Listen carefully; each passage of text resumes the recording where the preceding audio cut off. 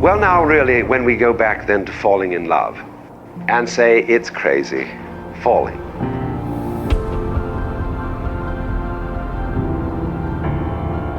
We don't say rising into love. There is in it the idea of the fall. Taking this ghastly risk is the condition of there being life. You see, for all, life is an act of faith. The moment you take a step, you do so on an act of faith because you don't know that the floor is not going to give under your feet. The moment you take a journey, what an act of faith. Any kind of undertaking in relationship, what an act of faith. You've given yourself up. This is the most powerful thing that can be done. Surrender. See, and love is an act of surrender to another person. Total abandonment. I give myself to you. That's quite mad, because you see, it's letting things get out of control. All sensible people keep things in control. Watch it, watch it. Police, security, vigilance, watch it. Guards, watch it. Who's going to watch the guards? Actually, what is really sensible is to let go, is to commit oneself, to give oneself up, and that's quite mad. So we come to the strange conclusion that in madness lies sanity.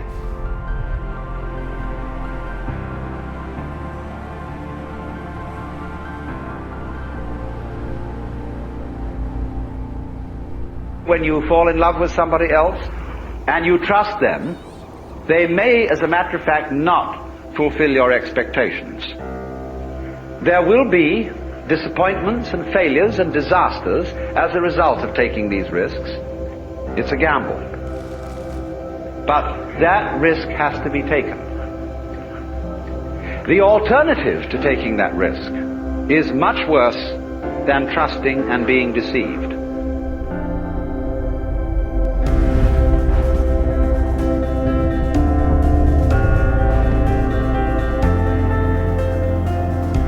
Kenosis is a Greek word meaning self-emptying, self-sacrifice, and thereby conferred freedom of will and the power to love human beings.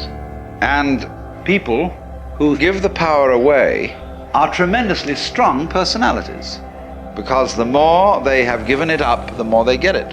You know, you do this complete let-off of control. It's a lovely, irresponsible state to be in.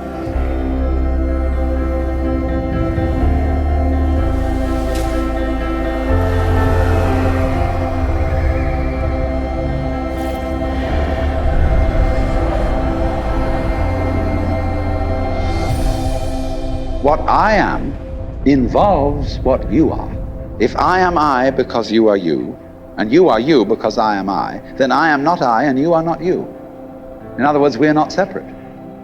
You know, you can't, for example, have two sticks. You lean two sticks against each other and they stand up because they support each other. Take one away and the other falls.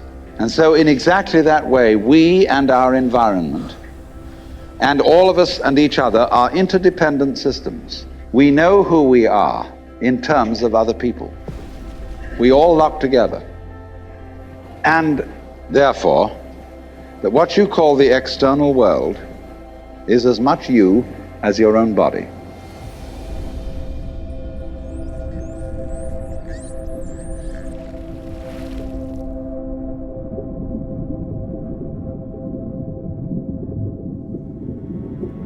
Love is not something that is a sort of rare commodity.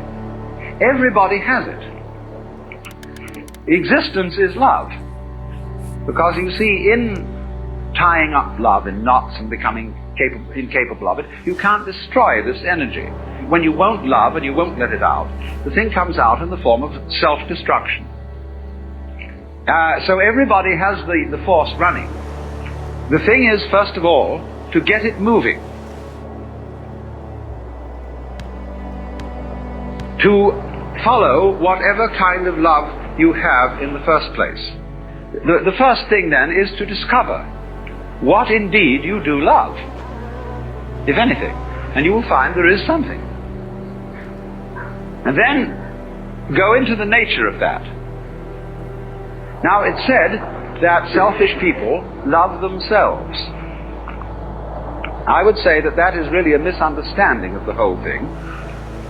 If you explore what you love when you say you love yourself, you will make the startling discovery that everything you love is something which you thought was other than yourself. You suddenly discover that yourself is bigger than you thought it was. It includes the other, and you can't do without it. This brings about a fundamental change in the understanding of the meaning and nature of self. And thereupon, there become a change of attitude to other people.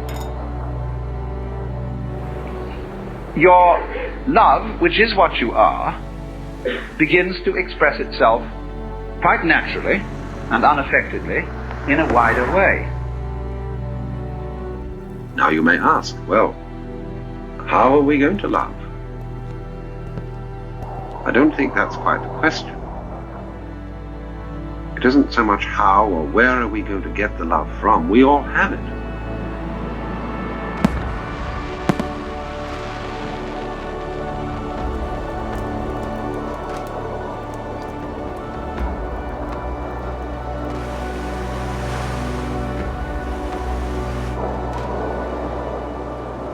It's simply deep down in us, bursting to get out. The desire to love and to be loved is, I think, probably the deepest thing that there is in us. Certainly, if the relationship of infancy to the rest of life have any truth in them at all.